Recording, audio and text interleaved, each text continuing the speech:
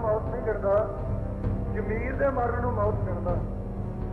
ਸਿੱਖ ਦੀ ਮੌਤ ਉਦੋਂ ਹੁੰਦੀ ਹੈ ਜਦੋਂ ਆਪਣੀ ਜ਼ਮੀਰ ਨੂੰ ਕੀਤੀ ਇੰਦਰਾ ਦੀ ਚੱਪਲੀ ਦੇ ਥੱਲੇ ਲਾ ਕੇ ਤੇ ਦਾੜਾ ਰੱਖ ਕੇ ਜੱਟਾਂ ਦੇ ਵਿੱਚ ਸਿੱਖ ਕੌਮ ਨੇ ਮੈਂ ਸਮਝਦਾ ਉਹ ਮਨੁੱਖ ਮਰਿਆ।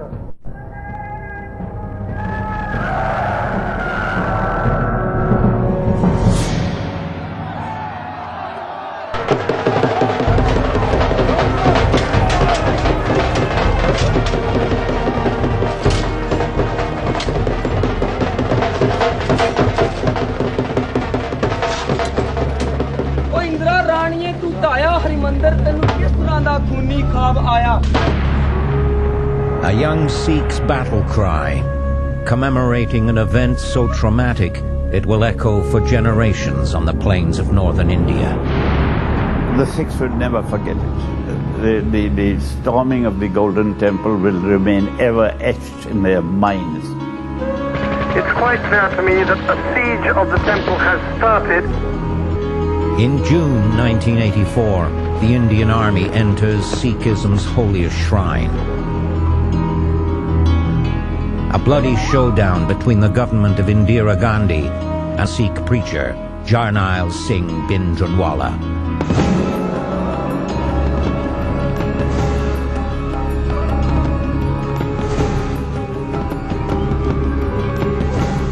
It outrages and alienates a people and devastates a dynasty. Mrs. Gandhi is assassinated. An escalating cycle of revenge, all set in motion by the storming of the Golden Temple.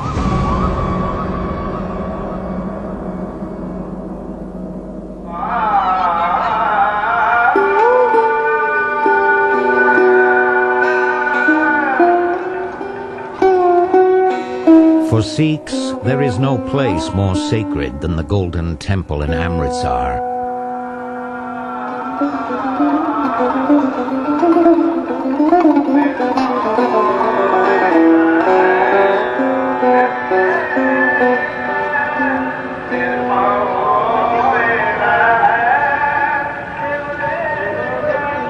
They come here to worship and to bathe in the reflection of one of the world's most holy shrines. Sikhism is based on the belief in one God and equality of all people. It was founded 5 centuries ago by Guru Nanak. Today, his disciples converge at the Golden Temple for a vibrant annual celebration of his birth and his life. Their leader, Jarnail Singh, a man determined to change the course of history. Jarnail Singh has rustic roots himself. In the Punjab of northern India, he is the 7th son of a devout Sikh farmer born in 1947. The year of India's independence from Britain, and the year of its bloody partition from the new Muslim nation of Pakistan. As the new dominions of Pakistan and India take over their own affairs, communal hatred flares up in the Punjab. Fleeing from their looted, blood-stained towns comes a new exodus. In the years to come, the legacy of partition will help fuel Jarnail Singh's sense of grievance.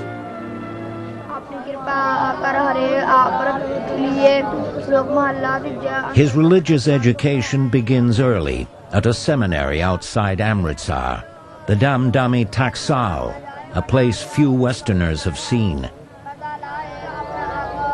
It is a 300-year-old school where some of the most influential Sikh holy men have trained. And many people give their boys to be brought up as scripture readers, hymn singers, and they're generally going out preaching Sikhism. Here, young boys learn about the heroic martyrs of their faith, and even before they can read, are steeped in the words of their gurus. From the beginning, Jarnail Singh demonstrates a combination of piety and skill that marks him as a future leader. बड़ी तगड़ी याददाश्त उन्हां दी सी ਔਰ ਕਿਸੇ ਵੀ ਗੱਲ ਨੂੰ ਸੁਣ ਕੇ ਜਾਂ ਦੇਖ ਕੇ ਉਹ ਕਦੇ ਭੁੱਲਦੇ ਨਹੀਂ ਸਨ। ਇਸ ਤੋਂ ਇਲਾਵਾ ਉਹਨਾਂ ਦੀ ਜਿਹੜੀ ਰਸਨਾ ਸੀ, ਜ਼ੁਬਾਨ ਸੀ, ਉਹ ਬੋਲਣ ਵਿੱਚ ਬੜੀ ਸਮਰੱਥ ਸੀ ਔਰ ਬੜੇ ਵਧੀਆ ਵਕਤੇ ਸਨ। ਸਿੱਖ ਜਗਤ ਨੂੰ ਜੋ ਗੱਲ ਉਹਨਾਂ ਨੇ ਕਹੀ ਹੈ, ਸਿੱਖਾਂ ਨੇ ਉਹਨੂੰ ਆਪਣੇ ਹਿਰਦੇ 'ਚ ਵਸਾ ਲਿਆ। At the religious school, Jarnail Singh also learns how to fight. Students here inherit a centuries-old martial arts tradition. They take literally the words of their 10th guru, who told Sikhs to arm themselves against their oppressors. He said very significant lines. When all other means have failed, it is righteous to draw the sword. Jarnail Singh will take those lines to heart. He learns to become a defender of his faith against the central government, a government run by a powerful Hindu family. Indira Gandhi becomes Prime Minister in 1966. She is the daughter of independent India's first Prime Minister and heir to the Nehru dynasty. One of her challenges is to appease Sikhs in the Punjab, where resentment has been festering since partition. Starting in 1947, when the British left India, the Punjab, the Sikh spiritual homeland, has been split in two, partition in order to accommodate a Muslim homeland.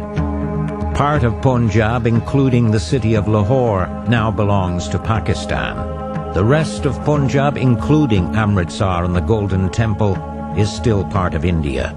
There were many, many Sikhs living in that part of Punjab which went to Pakistan, and virtually every one of them was either killed or migrated.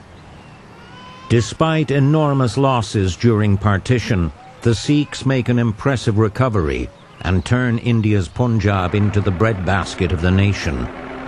But some remain resentful, fearing that Sikhs, who make up only 2% of the country's population, will be drowned out in Hindu-dominated India. A sense of grievance grew amongst them. And they said, well, the Hindus got Hindustan, the Muslims got Pakistan. What have we Sikhs got out of this? Nothing.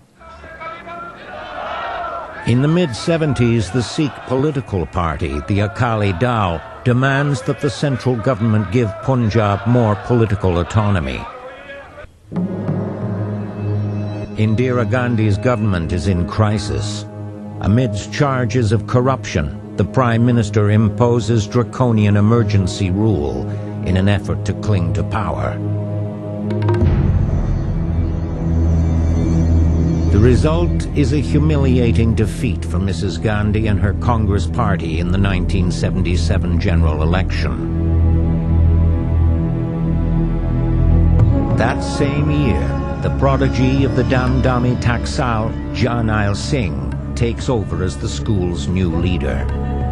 Following in the tradition of his predecessors, he takes the surname Bhindranwala. In his new position, Jarnail Singh Bhindranwala will rise from obscure preacher to charismatic leader and become the central player in India's biggest crisis since its independence.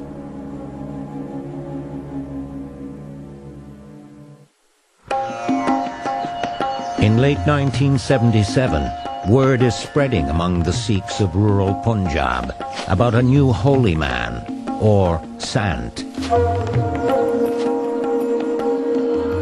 31-year-old Sant Jarnail Singh Bhindranwala is drawing crowds with his passionate sermons and martial bearing.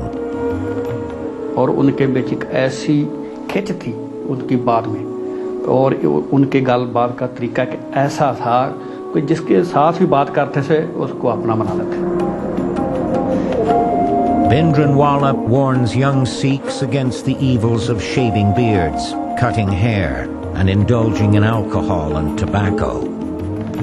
And he does not hesitate to declare war on those Sikhs he considers blasphemers. Among them, a breakaway sect called Nirankaris. He maintained that these Nirankaris were heretics, so it all started from there, really. In April 1978, 13 Sikhs are killed in a street fight with the Nirankaris. The Nirankaris are later acquitted of murder. Bhindranwala is outraged. तो बाबा जरनैल सिंह भिंडरांवाले ने बोलिया भी ऐसा नहीं होने देंगे। तो संत जरनैल सिंह ने बोल दिया कि जो निरंकारी को मारेगा उसको सोने से तोलूंगा। संत जरनैल सिंह ने बोल दिया और वो बहुत बड़ी एक मूवमेंट उनके आले दुआले इकट्ठी होनी शुरू हो गई।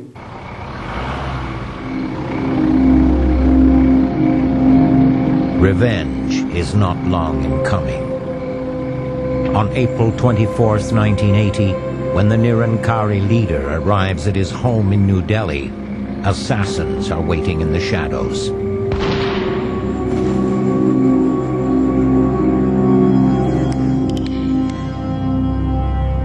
And before long, another high-profile killing.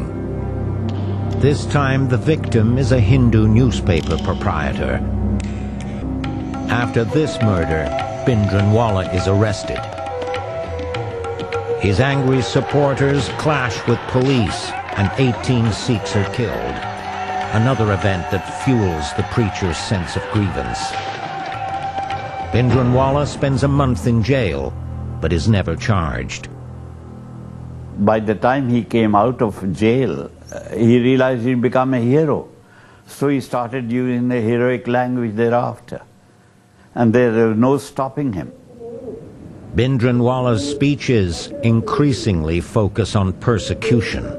His perception that Sikhs are a downtrodden minority in Hindu-dominated India. Until it is ingrained in the mind of every son of a Sikh, of every old man, of every mother and sister, that we are slaves. We will not be able to throw off the yoke of slavery and achieve freedom.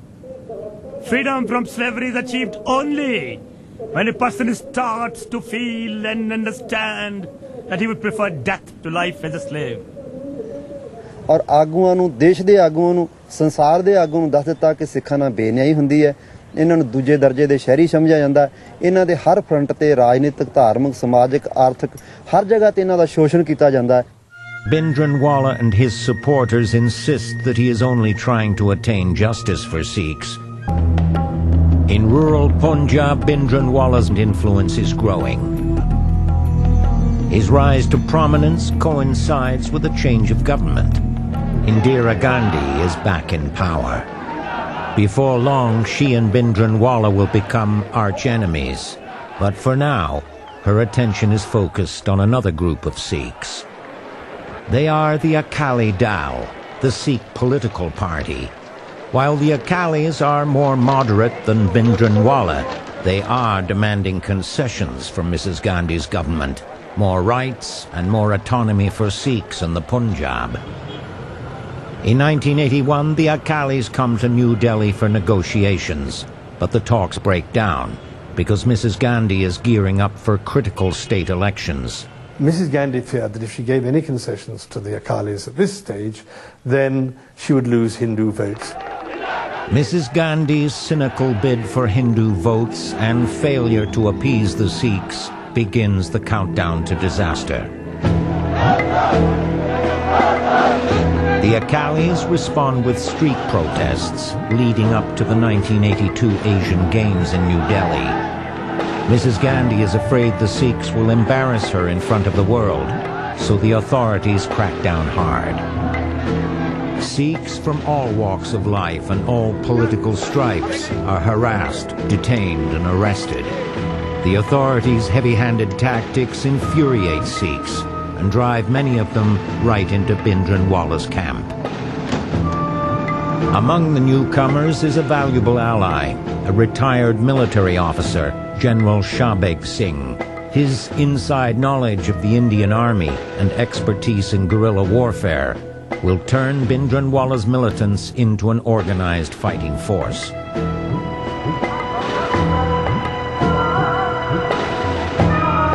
Bhindranwala is now living right next door to Sikhism's most sacred shrine, in the hostel complex of the Golden Temple.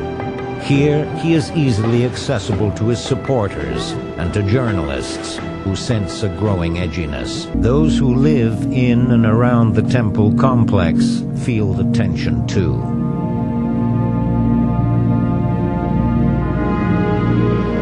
जब जाते थे इधर उधर देखना ही पड़ता था कि कोई घटना तो नहीं हो जाएगी, इधर से जाइए, कोई घटना तो नहीं हो जाएगी, इधर से जाइए.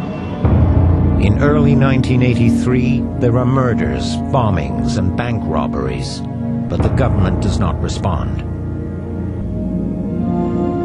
On October 5th, hijackers target a passenger bus.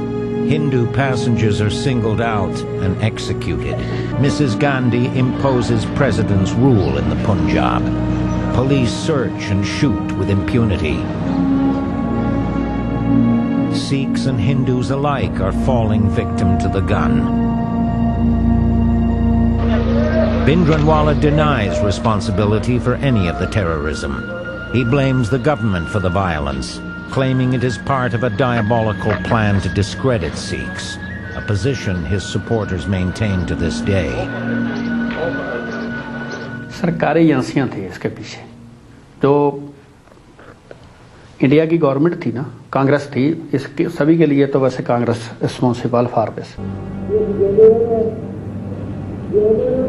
Bhindranwala's tape-recorded speeches are circulating in homes throughout the Punjab. He encourages villagers to arm themselves. 1 motorcycle, 3 new revolvers, and 3 young men in each village. We are not going to do this to kill people. For a Sikh, it is a great sin to keep weapons and kill anyone. However, it is an even greater sin to have weapons and not to seek justice.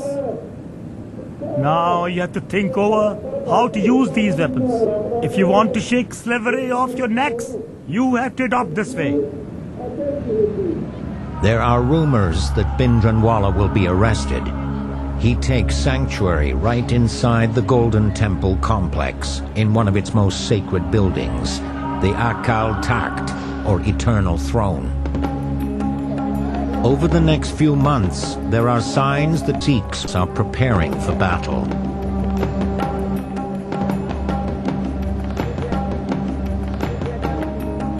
There was a great feeling of tension. There was a feeling that something was going to happen. The government considers laying siege to the Golden Temple, but the army rejects this idea, fearing that thousands of weapon-wielding Sikhs would then descend on Amritsar. By late May 1984, Mrs. Gandhi decides that the only way to stop the escalating crisis in the Punjab is to tackle Bhindranwala head-on.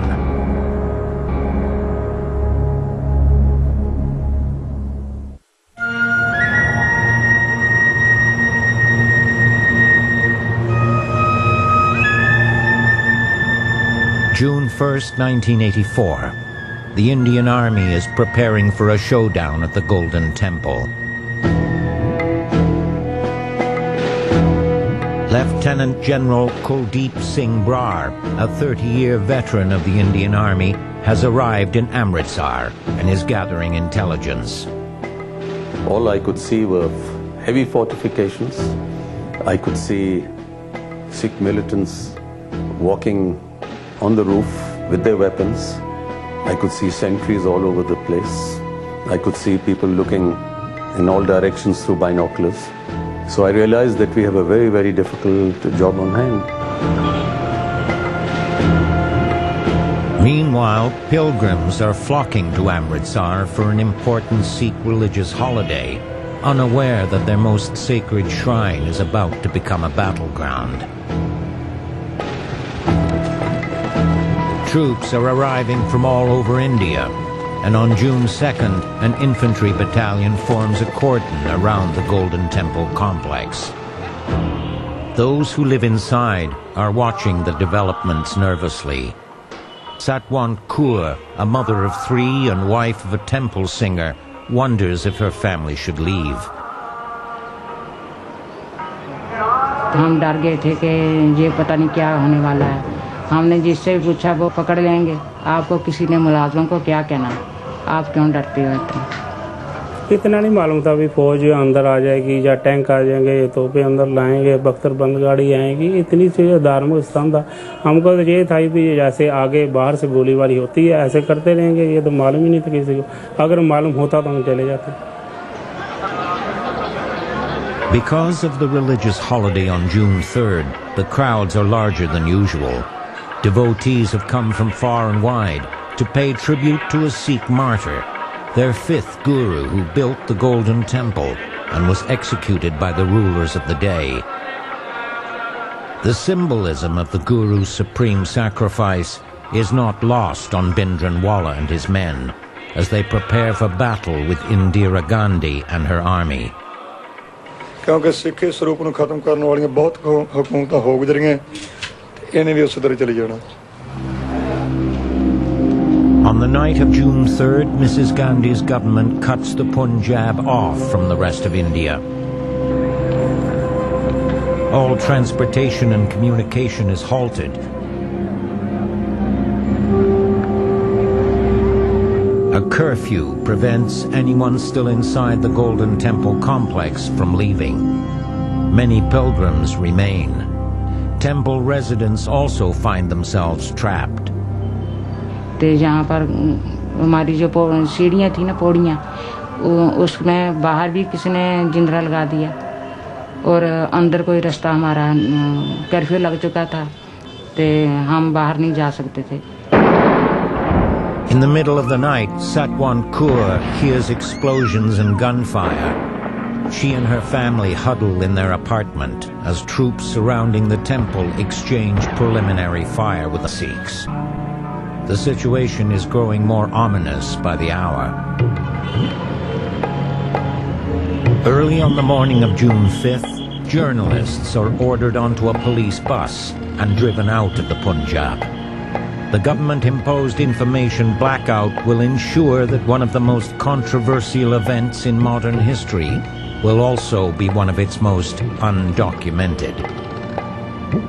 As we left Amritsar, we heard the sound of firing, and we knew something either had happened or was about to happen.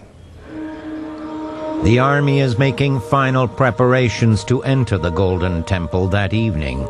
The mission is codenamed Operation Bluestar. The Indian Army's main objective is to neutralize Bhindranwala and those Sikhs who are based in the Akal Takht at one end of the complex.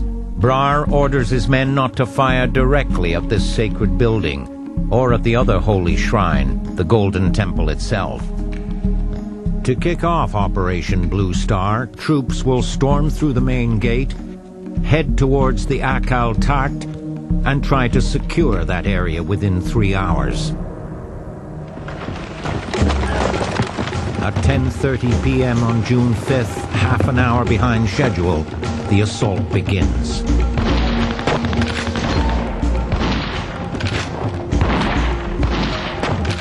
In all, 1,000 soldiers are pitted against a few hundred Sikhs. But the militants fight with a ferocity that far exceeds their numbers. They came not only fire from the ground floor, but from the first floor. Grenades were being lobbed at them. At the same time, they were being fired upon from the Akal Takht. And now it became difficult for them to move. Upstairs in the residential quarters, some temple workers and their families decide they have to escape. Satwan Kaur and her young daughter, along with her husband, the temple singer, and 2 teenage sons, creep down an inside stairwell towards offices on the ground floor. Out on the walkway, someone hears their dissent. तो उन्होंने कहा कि अंदर से आवाज आती है, जहाँ बम फेंको। ये हमने सुना अपने कानों से, कहते जहाँ बम फेंको। तो उन्होंने बम फेंका, लेकिन वो जाली ढीली थी ना, तो वो ऐसे हो गई, तो उनको जो परिक्रमा में खड़े थे उनको लग गई। Outside, Brar's troops are fighting for their lives. Under the command of Shah Beg Singh, the army general turned militant, Bhindranwala's men have transformed the walkway into a death trap for the soldiers. 10 would die, 10 would go forward. 10 more would die, then 10 more would get forward. And it's only somewhere in the early hours of the morning that we were somewhere close to the Akal Takht. But then the amount of firing was intensified because Akal Takht was very, very heavily fortified. Time is running out for General Brar. If the militants are not subdued by dawn, his troops will be in plain view and become easy targets for the militants. Despite the orders not to fire directly on the Akal Takht, Brar decides to take drastic action. And at that stage, I had no other alternative but to bring a tank at one of the entrances and use the gun of that tank to hit at Akal Takht, because there's nothing that we could do with rifles or machine guns. It was hard concrete which could not be pierced. Tank fire ravages the sacred Akal Takht. At first, the militants show no sign of relenting. Then at 11 a.m., 12 and a half hours after the army entered the Golden Temple, the firing stops. And the people just rushed out of the Akal Takht, rushed out. This gave me the feeling that something has happened. Why this sudden rush? Why have people suddenly started rushing out? And I said, Bhindranwala is either dead or wounded. It will be many hours before Bhindranwala's fate is known. First, the army has to deal with hundreds of people who are coming out of hiding to surrender. Satwant Kaur's family is among them. वो बोलने लगे हमें ये हुक्म हुआ है, order हुआ है कि जो जेंट्स हैं उनको गोली मार देनी और जो लेडीज हैं उनको पकड़ लेना. How innocent Sikh civilians are treated by the military will become the subject of intense controversy. ते बड़े से छोटा जो लड़का था रविंद्रपाल सिंह, ये कद में कुछ लंबाई में था, तो उनको ये मालूम हुआ कि ये बड़ा है. वो इसको निकाल कर ते हमारे सामने ही बंदूक के बट जो है ना पिछले, वो मारते मारते हुए इसको हाथ ऐसे करके परिक्रमा में ले गए. वहाँ जब ये 1 घंटा हम रोते रहे वहाँ खड़े कि हमारे बेटे को वापस कर दो, हमारा कोई कसूर नहीं है. There's just no question, let me assure you, from the bottom of my heart, there's no question of a soldier or a man in uniform ill-treating a civilian or shooting a civilian. Many civilians tell a different story. Satwant Kaur's son Raminder is one of hundreds of Sikhs taken away to military camp. जब हमको लेकर हमारे बीच में जो कुछ आदमी जख्मी भी थे, वैसे ही बड़े लोग पानी मांगता तो पानी नहीं दे रहे थे. बाहर से उन्होंने लगा दिया गुंडा. जब आदमी मरने लगे तो उन्होंने तोड़ा दरवाज़ा, तोड़कर वो सामने थी टूटी लगी हुई थी पानी. वहाँ अगर भाग कर पानी पीने के लिए गए तो फौज ने समझा कि दोबारा हमारे ऊपर आए, तो उन्होंने फायरिंग की और वहाँ पे 15-20 आदमी मारे उन्होंने.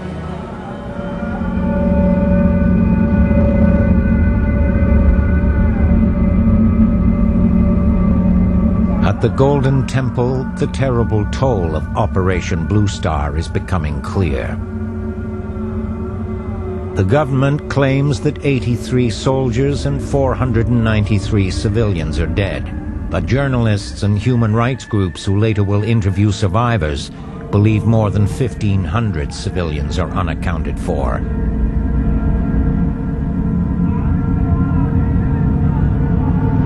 और इतनी लाशें थी कि गिनी नहीं जाती थी.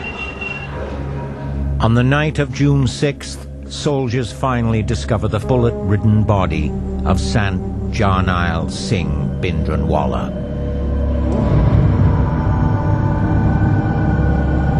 In the eyes of his supporters, Sikhism's newest martyr has been born.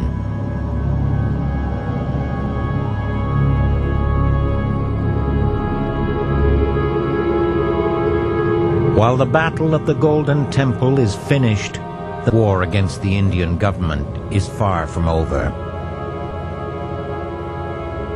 Even before the blood has been washed from the marble walkways, Indira Gandhi's enemies are plotting revenge.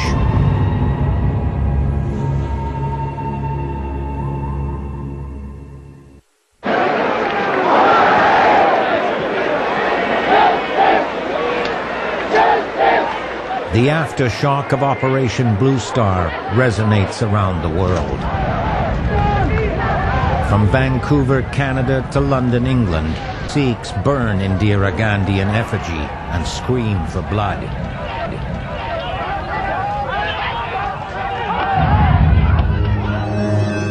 Back in India, there is a sinister plot to turn theatre into reality. The Prime Minister knows she has alienated Sikhs, and after a lifetime in Indian politics, she knows the possible consequences.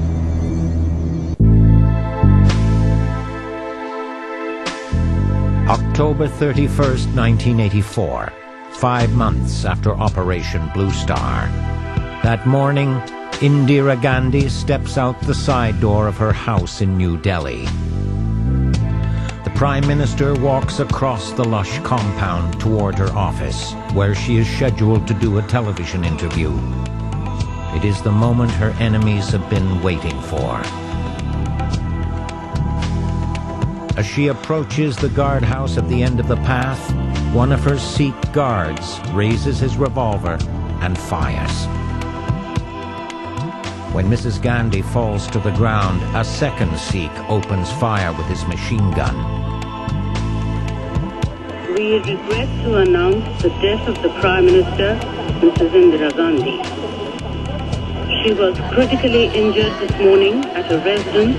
She died today, shot down by 2 of her own bodyguards. They were Sikhs taking revenge for the invasion of their temple in June. In the hours after Mrs. Gandhi's assassination, the cycle of revenge spirals into madness. Murderous Hindu mobs swarm into the streets and attack every Sikh in their path. I saw it with my own eyes. I was living in this very flat at the time, the night Mrs. Gandhi died. And I went out because there was so much noise outside. They were burning all the taxis which belonged to the Sikhs. They were looting all the Sikh shops in Khan Market and setting them on fire. They burnt a Sikh temple just behind my flat, and the police were there. They were told not to interfere.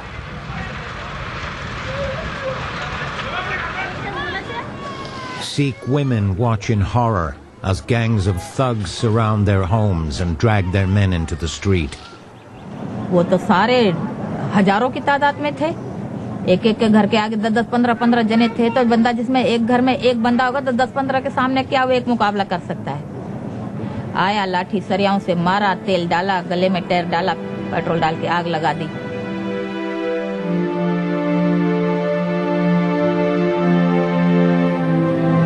मेरा लड़का का छुरा मारा, ऐसे आके गिर गई सामने ही मेरे सामने पेट फाड़ दिया लड़का को। माँ पानी दे से पानी दो। In a few brutal hours, virtually all the men in these women's lives, husbands, sons, fathers, nephews, are massacred. 20,000 are killed across northern India. For the survivors, it is horror without end.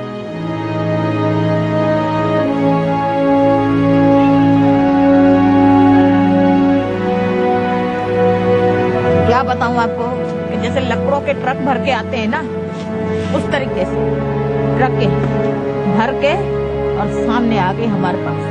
कम से कम 5-6 truck थे। वही लाशें, कोई टेढ़ी मेढ़ी ऐसी काली भुनी, अध परी जली हुई जैसे। ये समझो हम तो देख रहे थे, हमारे को तो आंखों में ऐसा लग रहा था कि लकड़ों के ढेर आ रहे हैं, लेकिन वो लोग बागों ने बताया ये तुम्हारे आदमी हैं।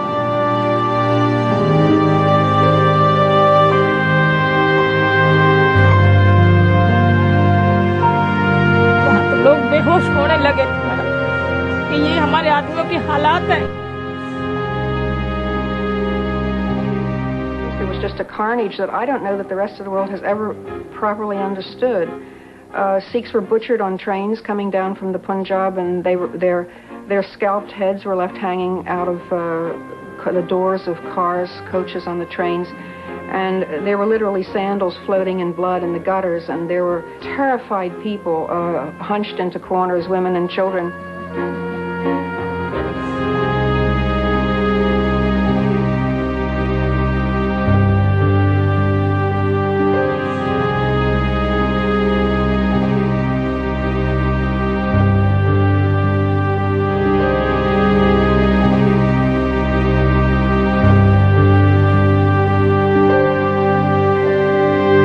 Delhi riots are the most visible proof of persecution against Sikhs after Operation Bluestar. Abuses are also happening in the Punjab.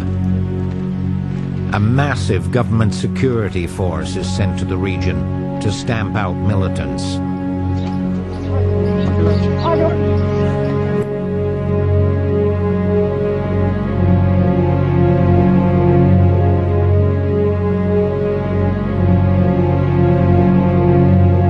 Thousands of Sikhs, many of them innocent, are beaten, tortured, even murdered in the name of national security.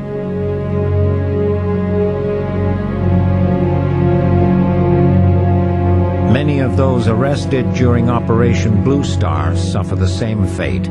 Satwant Kaur spends months looking for her youngest son and eventually finds him in prison. इसके नीचे नीचे लगते हैं, टांगे चलती नहीं थी, खड़ो नहीं सकता था, बहुत बुरा हाल था इसका। टार्चर में ये था भी टांगों दोनों को खींच देते थे, ये ऐसे जो टांगे ऐसे कर देनी, तो उसके बाद जो मेरे बाजू और वैसे पीछे बांधकर, तो जो ये टांगे सीधी करके जहाँ पे घोटना लगाते थे उसको घोटना कहते हैं। एक बड़ा सा डंडा होता है, उसको जहाँ पे रख देते हैं और दो आदमी इधर पर खलो जाते हैं, उसके दो इधर, उसको ऐसे फेरते हैं यहाँ पे गोडे की तरफ, फिर गोडे से ऊपर की तरफ। हर वक्त दहशत का माहौल हमारे ऊपर करना भी है।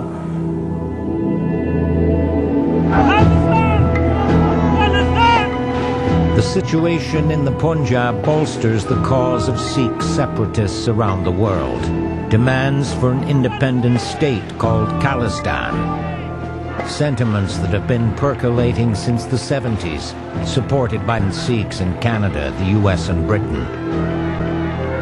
After Operation Bluestar, the movement gains momentum, galvanized by a prophecy made by Jarnail Singh Bhindranwala before his death. संत जरनैल सिंह बोलते थे कि ये दरबार साहब में हमला हुआ ना तो तब खालिस्तान की नींव रखी जाए, ओपनली बोलते थे, अखबारों में आता था। The chain of events after Operation Bluestar has made one thing clear. Instead of eradicating terrorism, the storming of the Golden Temple has led to new heights in terror.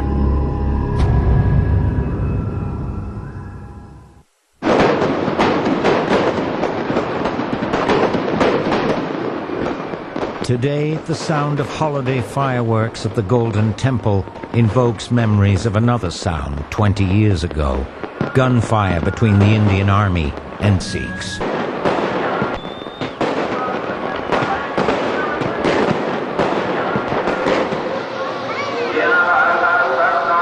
There is still bitter disagreement about the event and who was to blame. There are even two different names for it. Officially, it's Operation Bluestar, but many Sikhs refer to the event as Galoghara, or Holocaust.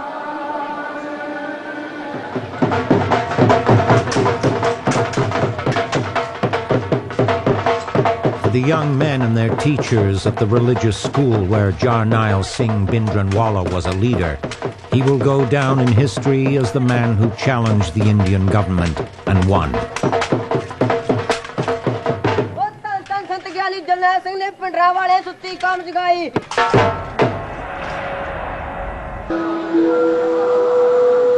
Many believe the government has not given Sikhs what they've been owed since Operation Bluestar. The Indian government has not been gracious enough to apologize and say, this was an error we should never have made. It would have made a lot of difference. And the same with the killing of Sikhs that followed Mrs. Gandhi's assassination. Here are 20,000 people, innocent people who lost their lives, and not one man has been imprisoned so far. So how can they forget? It rankles in the minds of the Sikh.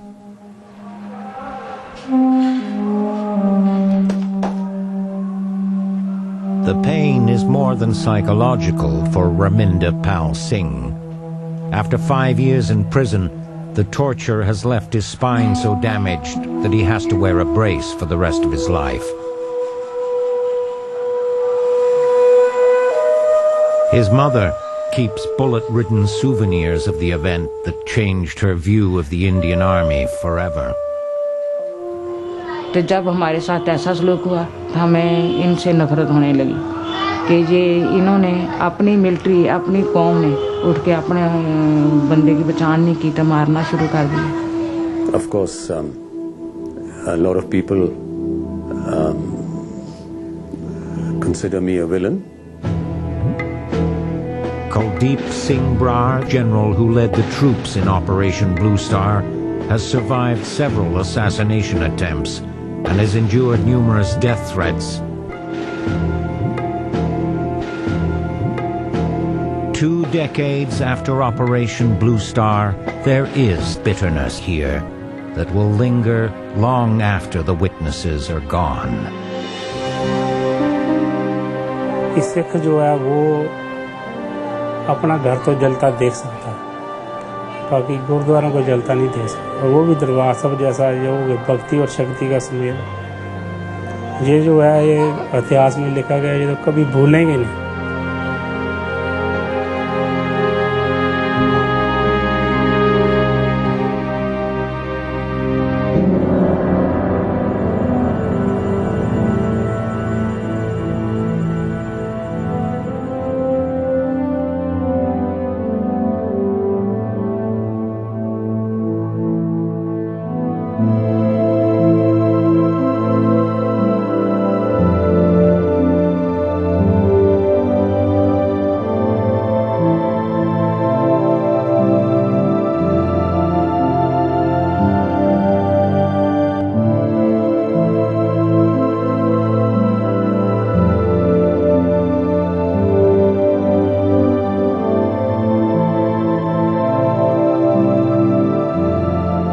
सारे गुरसिखां नूं पिंडां विच रहण वालियां नूं शहर निवासियों नूं नौजवानों नूं नींद क्यों आ गई तुहानूं जिहदी धी भैण नंगी करके लुੱਟੀ जावे जिहदे इश्क दी बेअदबी कीती जावे ओहदा पुੱਤ केवल गल्लां ही पुੱਛी जावे हੱਥੀਂ करे कुछ ना ਉਹ गुरु ਦਾ ਪੁੱਤ ਹੋਣ ਦਾ हकदार है ਆਪਾਂ सोचो घर घर दे विच हर एक नौजवान नूं हर एक माता नूं हर एक बीबी नूं हर एक बजुर्ग नूं ਇਹ ਗੱਲ घर घर जावे ਹਿਰਦੇ ਵਿੱਚ कि असी गुलाम हैं आजाद होना ते शास्त्रधारी होकर त्यार प्रचार होवो एक रास्ता की है पते को रास्ता की है पते को